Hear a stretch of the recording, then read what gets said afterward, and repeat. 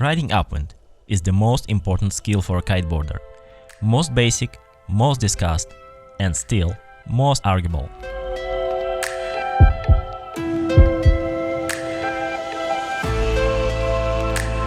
Hi guys, riding upwind is converting your speed into moving against the wind by redirecting kite pull with your board.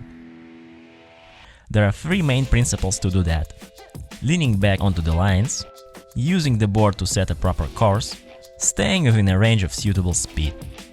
Let's take a look at them one by one. Leaning onto your lines is definitely the most important.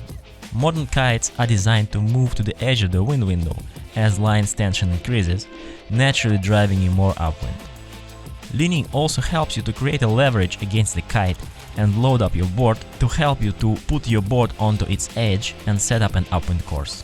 From my experience as an instructor, leaning back is the hardest thing to teach. When you ride, you actually never keep your weight over the board like, for example, snowboarders can do. This feel of hanging in the air on your lines is unique to our sport. You have to get used to it. Practicing at the beach is absolutely crucial to learn it. Make sure the wind is enough to keep you hanging on your lines, and make sure you will not drop too fast. Put your kite to 12 and start to lean back slowly, trying to keep your body straight. Your goal is to feel the full range of leaning back angles, because underwater you will think that you are leaning back a lot while staying almost vertical. Then find a medium angle and remember this feeling. That's how you will ride. By changing leaning angle, you will adjust your upwind course later underwater. More leaning, more upwind. Second element, edging your board, will send the energy from your kite into proper direction. There are two ways to make your board go upwind. You can redirect your board using your fins and rear corner of the board, like rotating the board around its tail. Or you can use your edging angle to adjust upwind reach by amount of edging only. And we are going to compare these two ways later in the video. Leaning back and edging always come together. There are a lot of fine details here. So far, just keep your ankles stiff as you lean back onto your lines. With that, at 45-degree leaning angle, your board should be also edged to about 45 degrees. It will be enough to go upwind. Third element that you need to ride upwind is proper speed. It's not possible to go upwind without any riding speed at all, since you are actually using the energy of your kite to create horizontal speed and then just redirecting it upwind with your board. On the other hand, faster you go, more wind drag is created and your kite moves closer to the center of the wind window, naturally driving you more downwind. It will be also harder to dig your board into the water. As a result, the speed, which is just enough for gliding, is the most effective speed to climb upwind. If you're watching this, you must be able to do a water start. To try upwind riding, just repeat the same move you did on the sand, leaning back with your body almost straight. Start leaning right when you feel yourself gliding, before your speed goes out of your control, and keep hanging on your lines till you stop.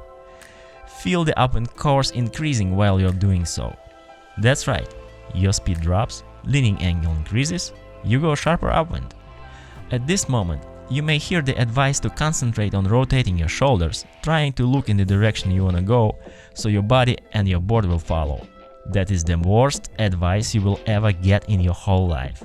While concentrating on that, you will stay vertical, ignoring the most important element, leaning back onto your lines. Edging comes with leaning, remember?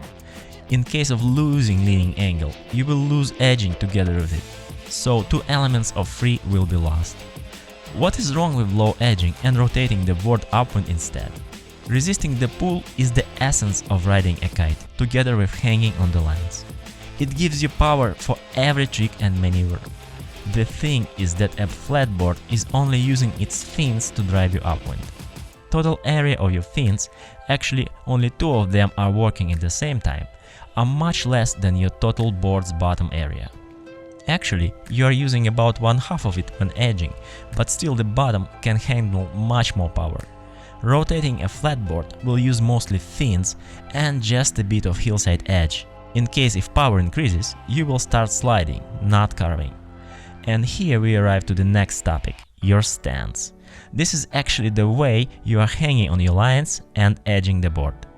There is a variety of ways to do it, and the one you choose will define your future kite progress for the next several years. For now, your goal is to create a stance at which you can deliver maximum leverage against the kite and proper loading your hillside edge with power. Let's get back to our beach exercise. Imagine if you would like to slide somewhere following your kite. Imagine body position at that moment. If it is vertical, or your body is flexible with your pelvis down and shoulders leaning towards the kite, it will immediately overcome you and a hard crash will follow. Now, imagine a different situation where your body stays stiff, you are hanging a lot on your lines, and there is no way the kite will flip you over. Try to imagine this feeling while practicing underwater. Start with lower speed and short runs. Try to always end up your run with increasing your leaning angle and keeping your body stiff. Also pay attention to your board. Whatever you do, try to avoid shifting to the tail of the board at any cost. Use maximum amount of your hillside edge to resist the pull instead of using fins only with a flat board. With all that in mind, you now must be able to go upwind in comfortable medium wind conditions. But every element of your stance contains much more fine details to adjust, which can't be covered in a brief tutorial. Strong and light wind conditions will demand even more adjustments to your techniques. Without a reliable guide, it takes years of practice to master all of them without guarantee of success. I've spent last 2 years of my life on creating an ultimate upwind riding guide for you guys, to save you from many days and seasons of struggling on the water. We will pay much closer attention to topics covered in this video. We will also master a stance to deal with strong wind of any strength you can ever face. Learn stance and tactics of going up in light wind. Study secrets of super effective edging. We'll learn to pick a proper upwind course and to change it fast if you need. Maintain wind height during a session. Change direction without losing wind height, and more. If you're not a beginner, this tutorial will help you to fix your foundation for better jumping and learning tricks much faster. We will build up your stance step by step to understand one very important thing. That kind of stance they teach you in almost every kite school is actually your biggest obstacle on the way of progressing. You will be able to tell weak stance from strong one and even help your friends to fix their most painful riding issues. If you want to support my work and save years of looking for right answer, follow the way of advanced kiter and check out the link in the description for my new tutorial. Don't forget to hit like and subscribe buttons if you liked this video, and see you in the next episodes.